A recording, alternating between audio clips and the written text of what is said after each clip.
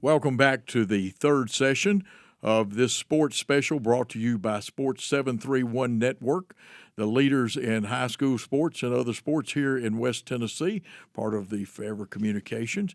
And, of course, we'll remind you that we've got Media Days coming up the 16th of July and the 17th. The one on the 16th will start airing at 5 o'clock. The one on the 17th will be in Martin, Tennessee, and will be approximately 11 o'clock with the start to that.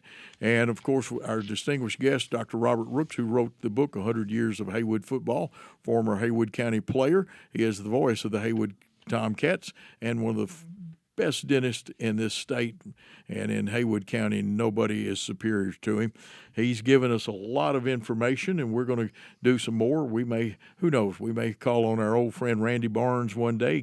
What I'd love to do is get Dr. Rooks and Randy in there. Of course, Randy, before he coached at Union City, was highly successful. He was the player and a good one and a kicker over at Ripley, but he's not the guy that beat us. We'll hold that for Randy unless Dr. Rooks. I can't remember the name of the guy that beat Jackson High to really cost us a state championship when they beat us on Turkey Day 3-0. But again, this is a Sports 731 production, and we're going to go back to Dr. Rooks. Now, Dr. Rooks, we've got some cleanup work to do on some famous coaching names. Need to get Bart Stowe up at Dyersburg associated back to his dad. We didn't do that a while ago. We've got some nicknames we still want to take care of, some teams. Then you and I are going to talk about some special games, and then we'll say a little bit about the upcoming season, but we're going to leave that for another show. We'll just touch on that, and don't think Dr. Rooks and I are shying away. It's just that we have actually used and abused our time a little bit that Sports 731 has given us. Yeah. Robert, I'm going to turn it over to you and let you start off. All right, we haven't hit on the characters that have been coaches. How about our good friend Jim Poteet up at Humboldt? What a character. He could entertain, and I never really knew him that well, but in 1968, Haywood County played Humboldt fourth game of the year in Brownsville. And it happened to be that was only the second game that I know of that Haywood filmed a game in color. In 1967, Haywood played Manchester in the Chemical Bowl in Columbia, and that game was filmed in color. Well, for some reason, we filmed this game with Humboldt playing in Brownsville. Jim Poteet was the head football coach at Humboldt. Well, we came down, and Humboldt was undefeated, but unscored on. Oh, so the players were all gamed up. They were going to come down and see what they could do with Brownsville. And the fans were all geared up. Well, some Brownsville people were sitting, it happened to be Jimmy Keithley and Mike English were sitting on the visitor side, and they were just saying for the game, where's Stoots, and all this kind of stuff. And both teams undefeated, but we'd been scored on, Humboldt had not. The final score was 44-0, Brownsville. Well, the fans were looking, and before the game chanting, where's this All-American Stoots, where's Stoots? Well, Steve scored the first touchdown. Mike English and Jimmy Keithley don't say a word. Steve Stoots broke loose for a 68-yard score. Nobody said anything. Well, about the third touchdown, Steve ran down and scored. Jimmy Keithley turned around and told him, said, there he goes. And the fans just couldn't stand it, and they were quiet the rest of the game. Steve Stoots scored every touchdown but one. I think Rocky Felker threw to Lynn Tolliver for a pass play. But we shut out Humboldt 44-0, and they put a microphone in Jim Poteet's face after the game and said, Coach, what'd you think about Stoots and all this Tomcat stuff? Oh, he said, I was sick of it. He said, every time I looked up, there was an escort of players taking Stoots down the sideline. 2 of them from Brownsville and 3 of them from Humboldt. Some of my players were helping him score. Absolutely. And of course, Jim was a head coach at other schools. He had down at Chester County. I believe he had some time at Somerville. That's right. He was Chester County for 7 years. He was at Somerville or Fayette County in 1967. And he was at Humboldt for 7 years. Yeah, he floated around. But drafted by the Philadelphia Eagles, but his knee was too torn up to play. Didn't he play at State?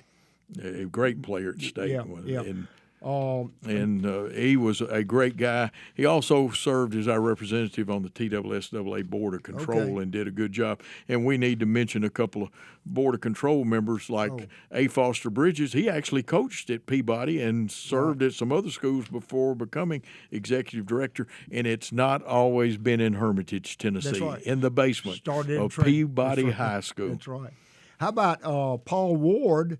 He coached for 23 years up at Huntington, had 8 undefeated seasons, 9 conference championships, won 73% of his games he coached, and after his day, but Huntington has been a state champion in 2003.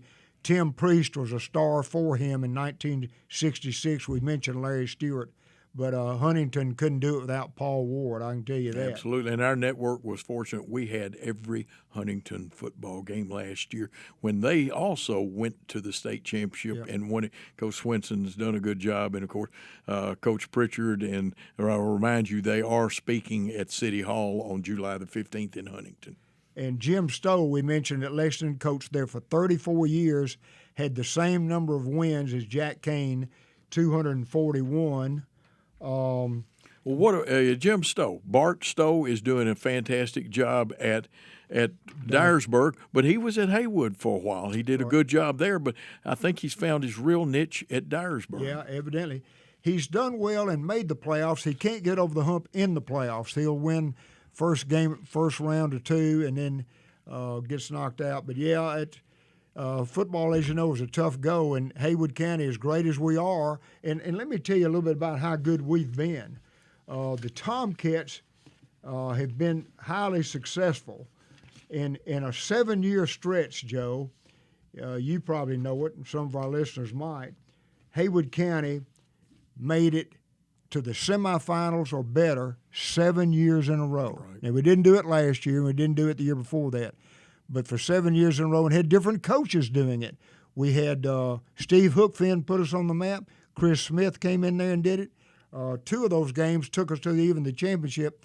But to this day, Haywood County does not have a gold ball. We've never won a state championship. Robert, I don't think y'all have is consistent, and some people consider it one of the state's foremost programs. You don't even have a mythical state championship that I know of. In 1969, I did look this up. Now, in 69, you won't see our name in the record book, but in 69, Haywood County went 10-0. But playoffs were already in effect then. They only took 4 teams per classification, so Haywood didn't qualify, and we're going to get into that in just a second. But I did see an AP poll, Associated Press, voted Haywood number 1 in 69. Well, and there's nothing wrong with an AP championship because most of your mythical ones took AP, UPI, and the Litkin House ratings. But how about this? In that year of 1969, Haywood County went 10-0. We thought, well, they'll go to the playoffs. No.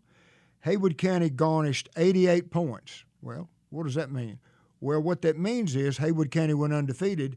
We could have gotten 2 extra points, but we played a AA team, Humboldt, and a 2A team, Trenton. You don't get as many points playing those 2A schools, so our total accumulation of points in 1969 was 88. Well, Memphis Southside, even though they tied a game because they played all AAA schools, got 95 points. Southside went to the playoffs. Haywood County undefeated, stayed at home.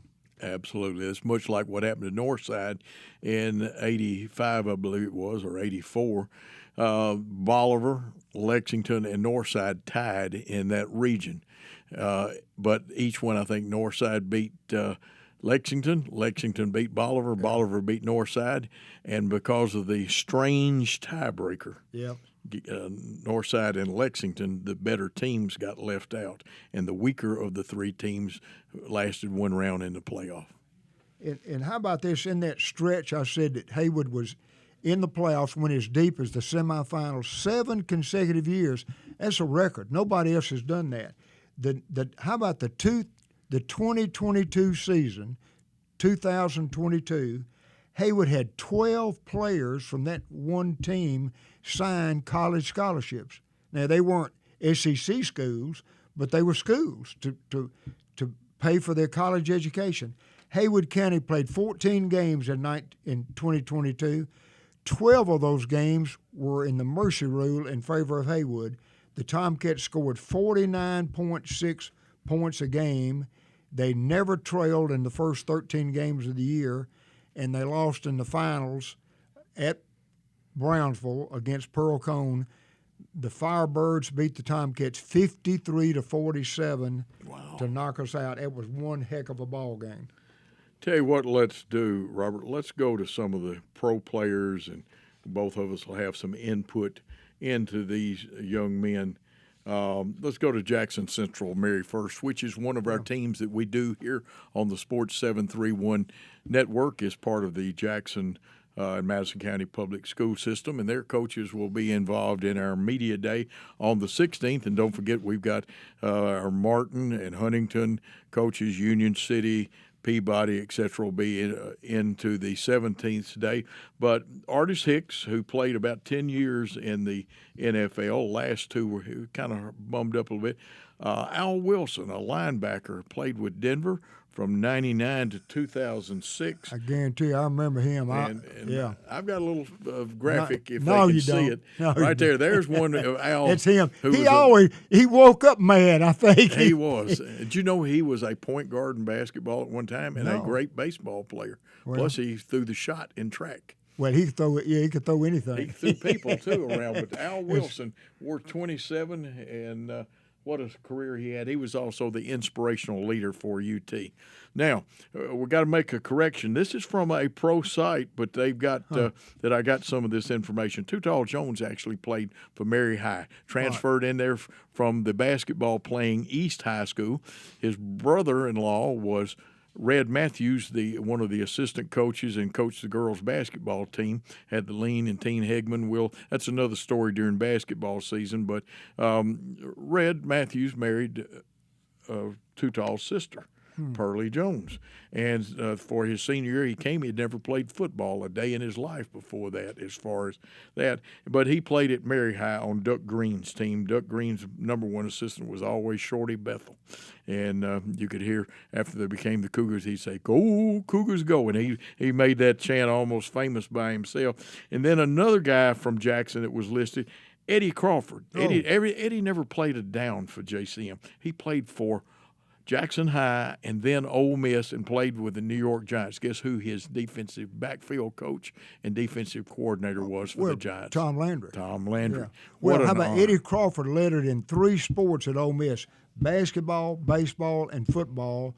Heck of an athlete, and he coached 2 years at Greenville, came up here, coached 2 years at Jackson, and Ole Miss said, "Come on back, Eddie." He came back to Ole Miss, and he was my freshman football coach at Ole Miss in fall of '69, and he's deceased now. But Eddie Crawford's a star in high school, a star in college, a great guy, and later worked for the fundraising arm of Ole Miss, too. He was revered down there. And guess what else? He did one other great thing. Well, he ran track also in high school. Yeah. But he didn't at And college. he was the first person inducted into the Madison County Sports Hall of Fame. Yes, he was in that first class.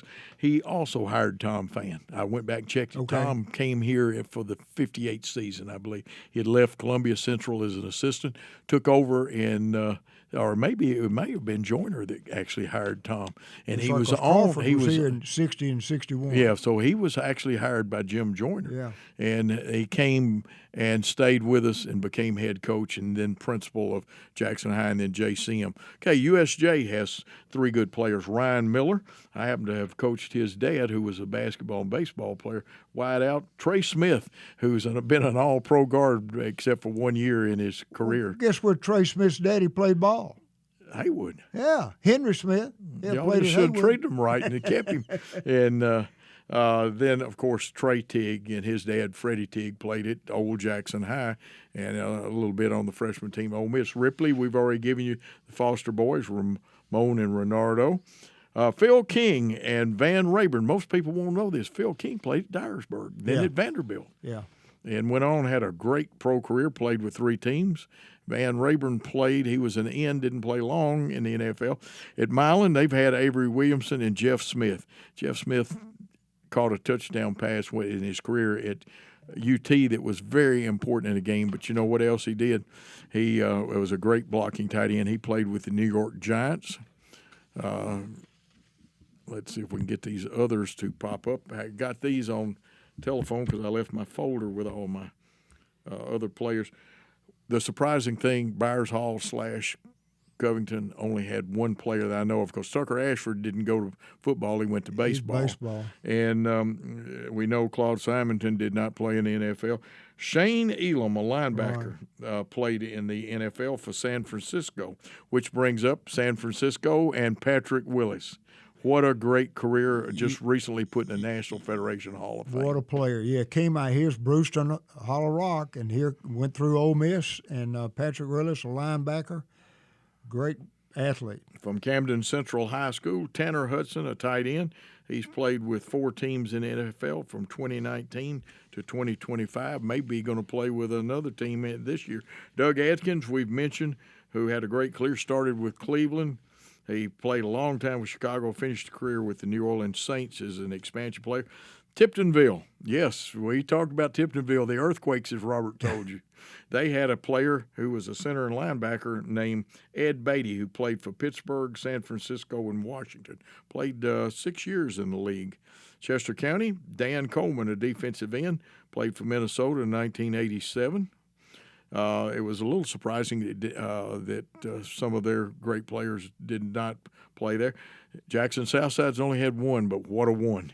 The one and only one-man track team, Jabari Greer, defensive back, Buffalo and New Orleans, 2004 to 2013. He also has the NFL ring for their Milan, or not Milan, I was looking at Milan's players again. And let's see, Chester County, we've got in Southside. Middleton, they have one NFL player. Oh. A running back with the New York Giants, Tampa Bay, and Cincinnati from 87 to 91 named Wayne Haddix.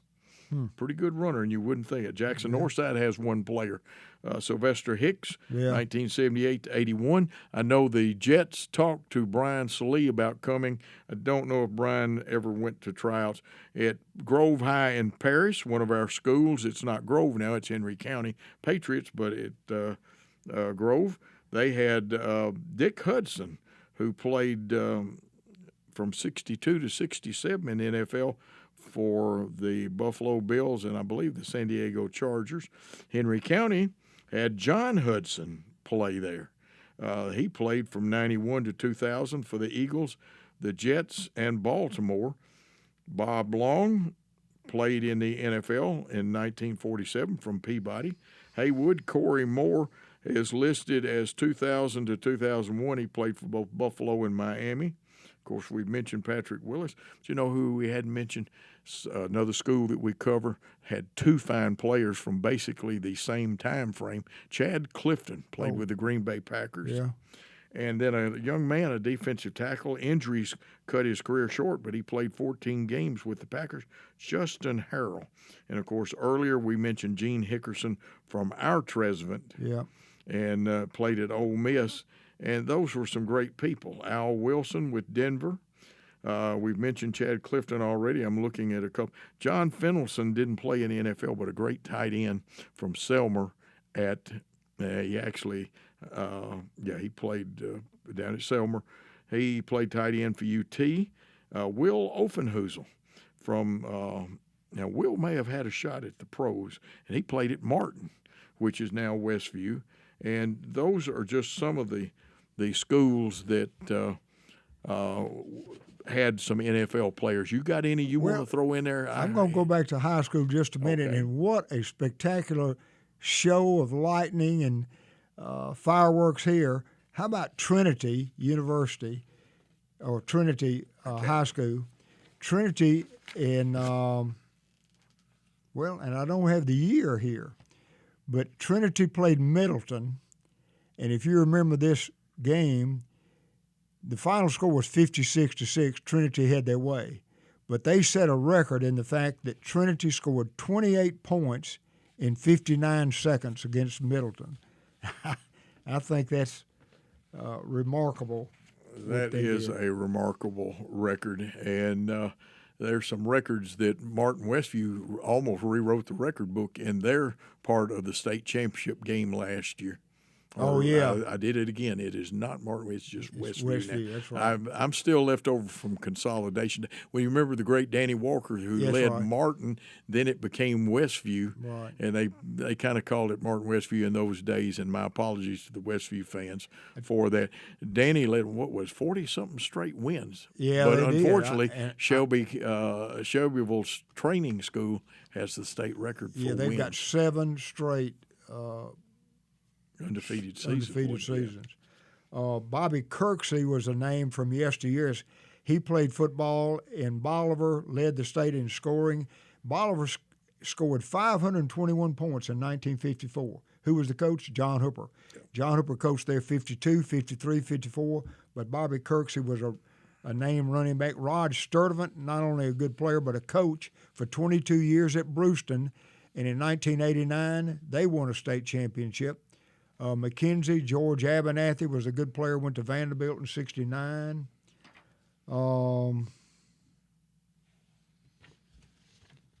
That may be all. I tell you what, I've got a question for you, Okay. too. John Hooper came to Brownsville in 1955. Since 1954 to now, to right now, which we're talking 76 years, all right? No, let back it up, 72 years, all right? From 1954 to now, how many times has Brownsville not played a team from Madison County? Because I thought, well, Boy, that's a you good could- one. You got could have me had- stumped on that You one. could have had Jackson High School, JCM, Northside, Southside of Liberty, J.B. Young, Old Hickory, USJ, Trinity Christian, Jackson Christian. Denmark West Tigers that were in existence for a few years. But there are 10 schools I have listed. They're your choices. But from 1954 to now, that are 72 years, how many teams? Well, we did not play a Jackson team in 1955 or Madison County. We didn't play a Madison County team in 1960. Believe it or not, I couldn't believe we didn't. And then we have not played a Madison County team the last 3 years. We got to do something about that, Ron. 23, 24, Got to 25. get schedule makers working. I know, but I thought in 71 years, there have only been 5 times. So we always play, and we've already talked about it. I think we'll get JCM back on the schedule, but we don't have them now. Yeah. Haywood County has had 4 undefeated seasons, 57, 61, 68, and 69. Now, whenever you're ready, I've got two. You go where you want to go. I've got 2 broad topics we can expand or contract: bowl games or nicknames. Well, we'll expand those. Let me run through some things that I want to get out to the fans and folks. We're trying not to go overtime. We'll be over the 30-minute mark on a couple of these. And like I said, Dr. Rooks and who knows, Randy Barnes, maybe a Jerry Hayes, Mickey Marley, some of those people, we can get them to come in here. And like I said, we've got some great teams here that we cover. We're going to try to end it up here quick in a few moments. Just some reminder games that we need to talk about. Some of them fit the slobber knocker category. Some of them fit the white knuckler category. One of the most memorable is the 3 overtime game that JCM lost to Bradley Central 50-48 on Thanksgiving Day for the state championship. Westview, team that we've told you won 2 state titles recently. They also have some runner-ups. They've had great coaches all the way to Coach McConnell. Don Cody coached there. We couldn't go through all the great. You mentioned Babe Felker coached there at one time. Westview beat Humboldt on November the 6th of 1970, 23-20. Game was played before 9,000 people at UTM. And Johnny Brundage, I believe, and correct me, Westview fans, if I'm wrong, but I don't think I am, he kicked a 26-yard field goal to give Westview the win. That extended Westview's winning streak to 41 games at that time. Then you've got the great Humboldt contest you and I alluded to earlier, 13-10 over Maryville, December 7th, 1979, Class AA State Championship. Larry Utley, the man that got injured in a car wreck that was going to Vanderbilt. Later, he got injured. He kicked a 34-yard field goal in the fourth quarter to bring the victory about. In Maryville. In Maryville, too. That's the other thing, folks. It was now, Chicago, Austin beat Jackson High 13-0 in 1937. Played at Crump Stadium. It was the National Prep Championship game. That's right. Kent Milan, and we've got them, USJ and Brewston. In overtime that year, Larry Kirkland kicked a 20-yard field goal on December 3rd of 93 to beat Brewston. Brewston, though, won that championship in 1989.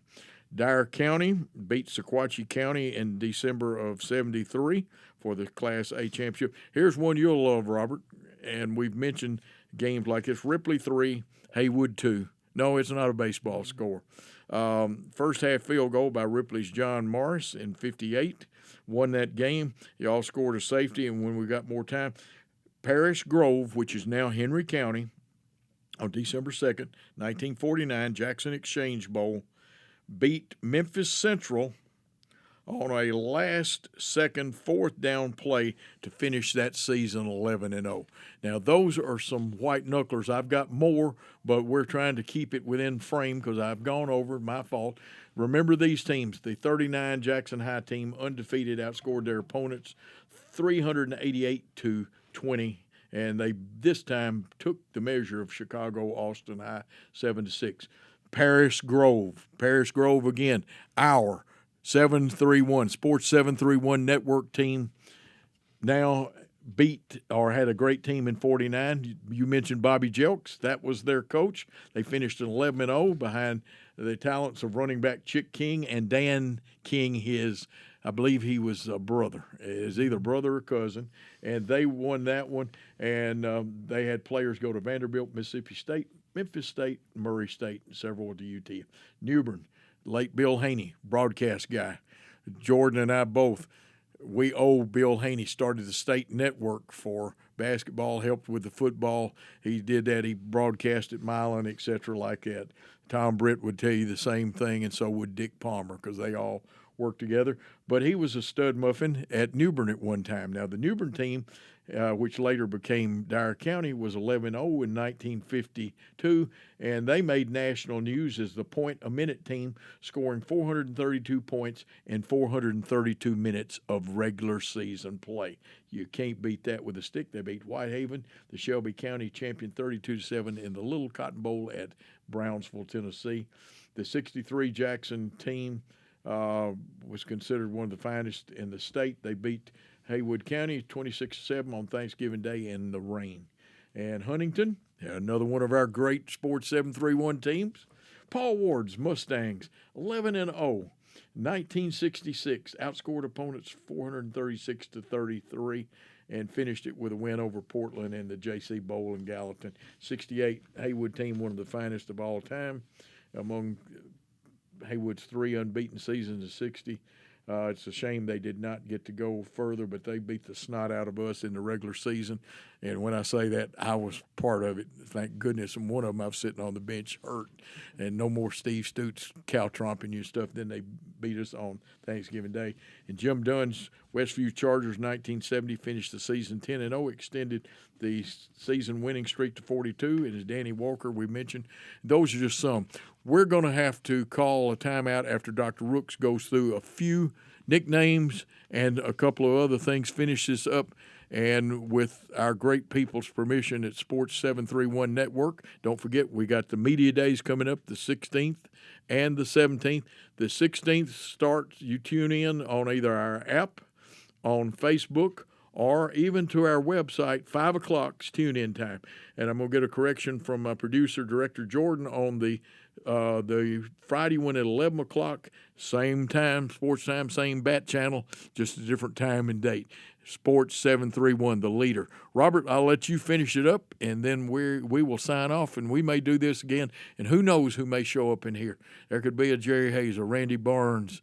There could be a Mickey Marley. There could be all kinds of people. And don't forget, we've got great announcers at every place. And it doesn't matter. You're going to get the best out of Sports 731, and check them out. We do other things too. We'll even bring you the J-Mac banquet. We take care of other special things, and Jordan and I both have gone out and covered people signing and things like that. Jordan's got some great footage. Go through the archive, find it, of when Javante signed over at Northside. Robert, finish this up. Well, you didn't leave me any time, but here we go. Thinking about Haywood County, and people ask, okay, what are the 5 biggest point productions in football? The most points we put on the board, I'm going to give you the top 5. You got to go back to 1920, over 100 years ago. Haywood County put 115 points on New Bern. In 1970, Tomcats scored a record-breaking 110 points against brand new school, Fayette Ware, just consolidated with Fayette County and Ware High School. So number 2 in the points are 110 against Fayette Ware. The Tomcats in 1914 scored 94 points against Alamo. Yep, Alamo had a football team. And Milan doesn't want to hear it, but I sure going to tell you that in 1963, the Tomcats beat Milan 88-0. They hadn't forgotten it yet. And when we beat them in 1963, how bad was it? They didn't play the Tomcats again for 24 more years. And then the 5th most points Haywood ever scored was against Fayette Ware again in 1976. We put up 80 points. That's just some of the top scores. I'll ask you this. Let's go to a quick bowl game scenario. Can you name, and there 1, 2, 3, 4, 5, can you name a bowl game played here in Jackson, Tennessee? You say, what is a bowl game? That was a postseason game with people that had great seasons, preferably winning seasons, that a sponsored event in a town would raise money for different projects, mostly the school and the football team. Can you name a bowl game in Jackson, Tennessee? Well, I know we had the Exchange Bowl. Seems like there was one more. You had the Exchange Bowl that went from 1946 to 1960. A lot of people wouldn't know it, and I didn't until I looked it up. You had a Turkey Day Bowl in 1959 and in 1960. You had the Ruritan Bowl from 74 to 79. You had the Lions Site Bowl from 83 to 93. And 1 year only, you had, and who else could have it but Jackson, the Casey Jones Bowl game. Absolutely. And I forgot about the Lions Site Bowl because when you said Jackson, I thought only of Rothrock and stuff. But the Ruritan Bowl was at Southside. That's right. That was hosted by the Southside Ruritan Club. And the Lions Club of Northside hosted on Northside's field, just like Southside's field was used for those bowls. Right quickly, I'll give you other towns and what they had. The Ripley, Tennessee had the Tiny Knee Bowl. Brownsville had the Little Cotton Bowl. Paris has had 2 different bowls. They had the Elks Bowl 1 year and the Pepsi-Cola Bowl another year. Milan, for years, had the JC Bowl. Union City had the Civitan Bowl. I love this one. Savannah had 2 bowls. One of them was the Catfish Bowl, and another one was the Tennessee River Bowl. Trenton had an Elks Bowl. Huntington had the Gordon Browning Bowl. Munford had a JC Bowl for 4 years. Decaturville, they had the Lions Bowl. Henderson had the Little Liberty Bowl. Lexington had the Rotary Bowl. Humboldt had the Shrine Bowl. And Martin, 1 year, 1983, had the St. Jude Bowl. And it's weird, and I wasn't going to use it, but this was taken, and it's hard to see Northside's numbers in those old uniforms. This was taken after the Little Liberty Bowl when Northside won that over Humboldt. It's my late brother, but he played on that team. Matter of fact, he played on one of the teams that we needed to mention. Milan beat them 13-0, and the winner of that game in 1977 was going to go on to win the state football championship in that classification. We couldn't score, got the ball down to their 10, and tried to throw into the wind a little bit, and unfortunately we couldn't get the ball in there, and the running game was all that we were going into like a 40-something mile-an-hour wind. But those are great things. Folks, we've enjoyed it. Dr. Rooks hadn't even tapped it. I haven't tapped it. We appreciate the folks at, first of all, Forever Communications, because they are the and Sports 731 Network is one great arm of Forever Communications. It is the rising comer. It's already the leader and going to get better every day. I work with some great announcers. Don't just listen to me. You check out the folks at Henry County High School. Great job up there. Huntington, you got Coach Pritchard gets involved in that, and he give you a little insight and stuff that you won't get in. They were both great gentlemen. Union City, oh, you're going to be blessed. Robin Francis is going to be with you. Now, in a limited way, and I've not mentioned it, I'm going to introduce it. We've got association with Lexington. It's going to get bigger and better each year. And guess what? Dan the Man Hughes, the voice of the Lexington Tigers, the real voice of the Lexington Tigers, will be doing those games here. And, of course, Luke's going to be doing our Madison County schools here. What a good job. What a great player he was at Lambeth. Just like one of our good guys, Jared Mims, outstanding player at Lambeth, and he was a coach too once upon a time, but he decided he's going to make real money in radio instead of coaching. But Jared's a great guy too. And then, of course, I'm going to be going to Jackson Christian School, which I have done for many years. And the crew, now they've got a 3-man crew at Westview. Oh, man, you cannot leave that. And if I'm mistaken, and I hope Jordan will correct me, one of my favorite people who was my color man last year, Daniel Hodges, is going to be doing the play-by-play at Peabody. You're going to enjoy his insights. He's also a coach. He is an active coach, though, and he's going to be the play-by-play man. And Jordan's trying to tell me something, and I can't read it because it's too small. I don't have my – Chase Prescott and Daniel Hodges at Peabody. Okay. Chase Prescott and you're going to love that. They're going to have my man, though, what's extra special about Dean Elliott's going to be up there, too. And Dean the Dream is something to lo and behold, and he's gotten me through championship games and all kinds. This is a great network. It's going to get better each year. We add to the equipment is top notch. You're going to get several angles. You're going to get knowledgeable football people. We may even steal Robert Rooks from Haywood. And I'm joking with it because you couldn't blow Robert out of Haywood with dynamite because he's a Tomcat through and through.